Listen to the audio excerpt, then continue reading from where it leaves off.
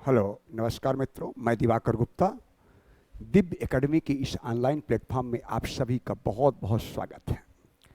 मित्रों, लोक प्रशासन जब वैकल्पिक विषय की बात करते हैं तो उसमें एक बहुत हॉट टॉपिक है कि क्या प्रशासन कला है कि विज्ञान।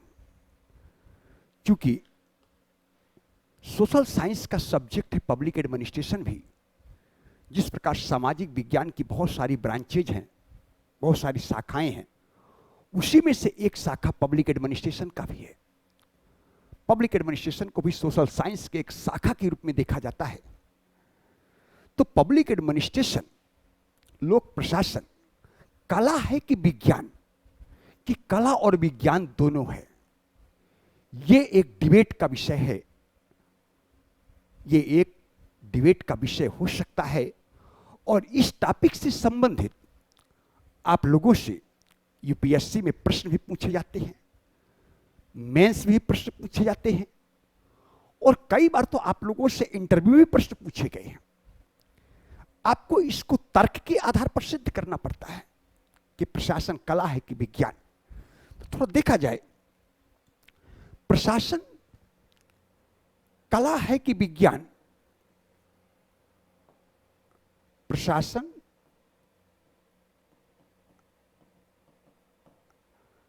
कला है कि विज्ञान। अगर देखा जाए, कुछ लोग कहते हैं कि लोक प्रशासन तो साइंस है, विज्ञान है। कुछ लोग कहते हैं ना, पब्लिक एडमिनिस्ट्रेशन एक आर्ट है, लोक प्रशासन एक कला है, आर्ट का सब्जेक्ट है। कुछ विचारकों का मानना है कि पब्लिक एडमिनिस्ट्रेशन एक साइंस का सब्जेक्ट है।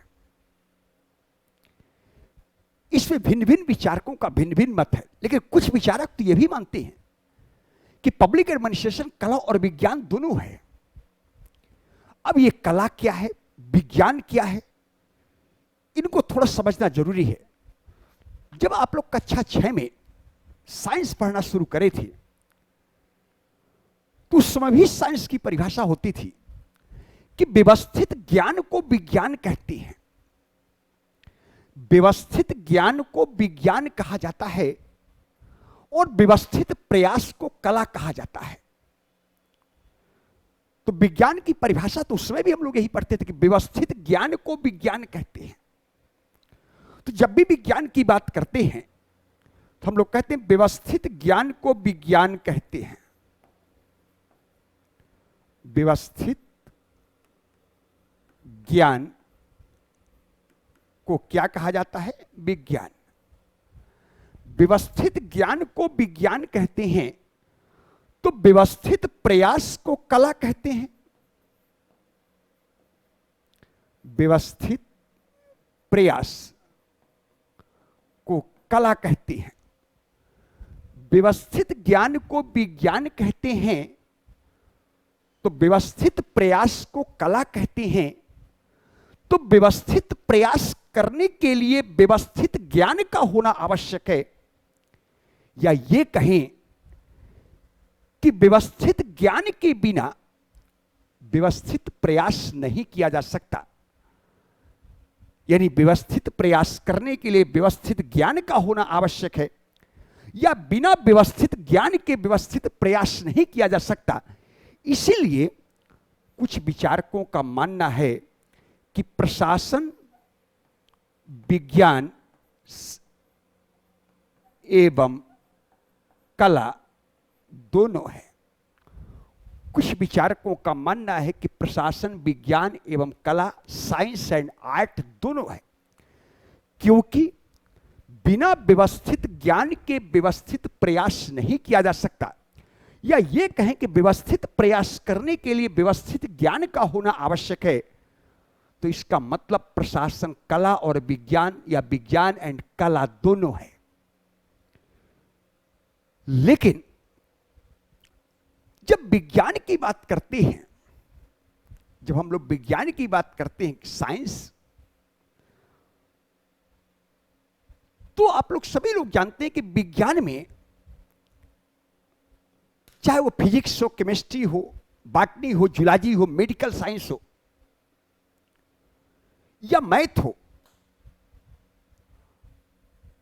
अगर मान लीजिए कि साइंस विज्ञान में कोई भविष्यवाणी की जाती है, तो उस भविष्यवाणी की उसकी पुष्टि करने के लिए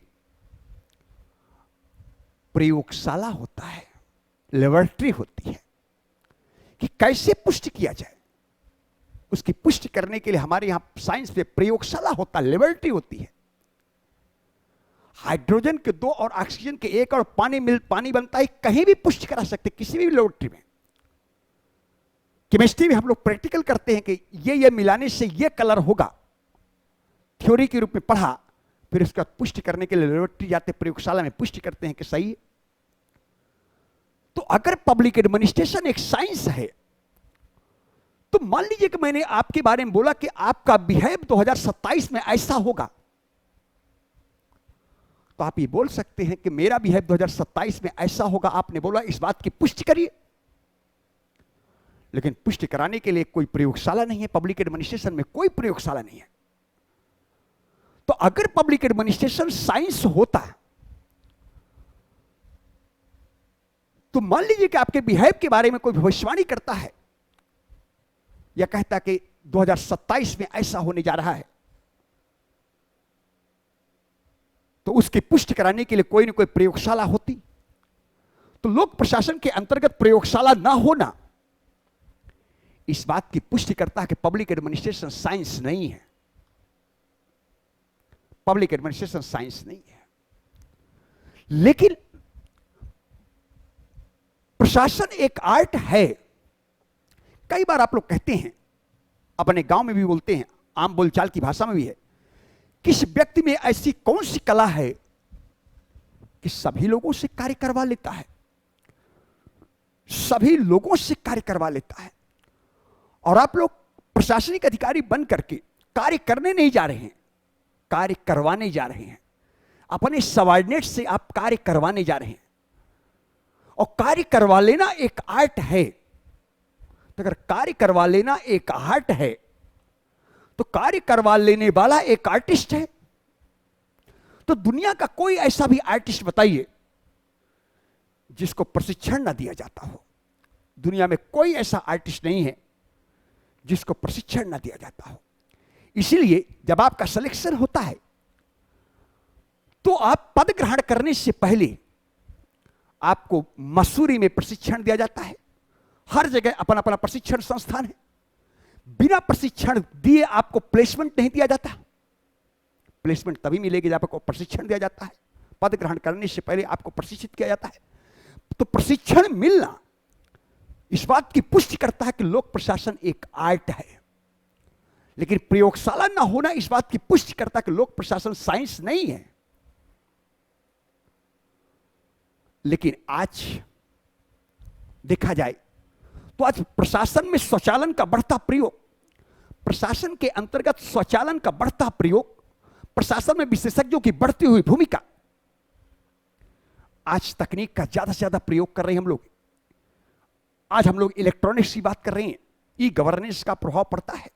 इलेक्ट्रॉनिक्स का प्रभाव आज प्रशासन में देखते हैं। तो प्रशासन में स्वचालन का बढ़ता प्रयोग, विशेषज्ञों की बढ़ती हुई भूमिका इस बात की पुष्टि कर रहा है कि आज प्रशासन विज्ञान अगर नहीं भी है तो हम अर्ध विज्ञान की ओर अवश्य अग्रसित हो रहे हैं। आज लोग प्रशासन अर्ध विज्ञान की ओर अग्रसित हो रहा है। तो प्रशासन विज्ञान तो नहीं है पूर्ण, लेकिन आज हम लोग अर्ध विज्ञान की ओर अवश्य अग्रसित हो रहे हैं। क्योंकि आज प्रशासन में विशेषज्ञों की भूमिका बढ़ी है, प्रशासन में भी तकनीक का महत्व बढ़ा है, स्वचालन का प्रयोग बढ़ा है। इस कारण आज हम लोग कह रहे हैं कि प्रशासन पूर्ण विज्ञान तो नहीं है, लेकिन प्रशासन अर्ध विज्ञान की ओर अवश्य अग्रसित हो रहा है। इसके अकॉर्डिंग आप लोग अगर मूल्यांकन करेंगे तो आप लोगों का आंसर बहुत अच्छा होगा। दूसरी बात, इसको थोड़ा और आगे मैं बढ़ा रहा हूं, तो ध्यान दें कि पब्लिक एडमिनिस्ट्रेशन में सेकंड यूनिट में प्रशासनिक चिंतन है। प्रशासनिक चिंतक, एडमिनिस्ट्रेटिव थिंकर। तो ध्यान रखिए कि जिस प्रकार लोक प्रशासन या तो विज्ञान होगा या तो कला होगा, या तो कला और विज्ञान दोनों होगा। इसका मीनिंग होगा पब्लिक एडमिनिस्ट्रेशन के अंतर्गत 3 ही प्रकार के विचारक हैं। पब्लिक एडमिनिस्ट्रेशन में कोई चौथा विचारक नहीं है। या तो वो विचारक लोक प्रशासन को साइंस मानता होगा, या तो वो विचारक लोक प्रशासन को कला मानता होगा, आर्ट मानता होगा, या तो कुछ ऐसे भी विचारक होंगे जो लोक प्रशासन को कला और विज्ञान दोनों मानते होंगे। तो या तो विचारक लोक प्रशासन को साइंस मानता है, या तो विचारक लोक प्रशासन को कला मानता है, या तो लोक प्रशासन को विचारक कला और विज्ञान दोनों मानता है।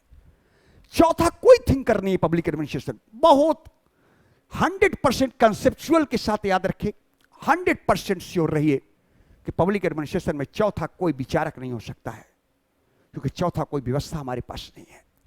तो जो विचारक लोक प्रशासन को विज्ञान मानता है, जो विचारक लोक प्रशासन को विज्ञान मानता है, उसे हम लोग क्लासिकल थिंकर कहते हैं। क्या बोलते हैं? क्लासिकल थिंकर, शास्त्रीय चिंतक कहते हैं, क्लासिकल। और जो विचारक प्रशासन को कला मानता है, उसे हम लोग मानव संबंध सिद्धांत वाला विचारक, human relation theory, human behaviour, मानवीय व्यवहार वाला विचारक कहते हैं कि बिहेवियरिस्ट है। और जो विचारक प्रशासन को कला और विज्ञान दोनों मानता है, उसको हम सिस्टम अप्रोच के रूप में देखते हैं, उसको हम व्यवस्था उपागम के रूप में देखते हैं। इसका मतलब शास्त्रीय चिंतक होगा, बिहेवियरिस्ट होगा और सिस्टम अप्रोच वाला विचारक होगा जो कला और विज्ञान दोनों की बात करता है। कंफर्म। तो 3 टाइप के विचारक आपको पब्लिक एडमिनिस्ट्रेशन के अंतर्गत दिखाई देंगे। या तो साइंस को मानता होगा, या तो वो विचारक कला को मानता होगा, या तो वो विचारक कला और विज्ञान दोनों को मानता होगा। इसलिए हम लोग कहते हैं कि जो विचारक प्रशासन को साइंस मानता है, वो यूनिवर्सल लॉ की बात करता है। जो विचारक प्रशासन को साइंस मानता है, वो यूनिवर्सल लॉ की बात करता है। और सार्वभौमिक नियम, ये लक्षण है विज्ञान के, यूनिवर्सल लॉ। यूनिवर्सल लॉ होने के कारण प्रशासन को विज्ञान माना गया।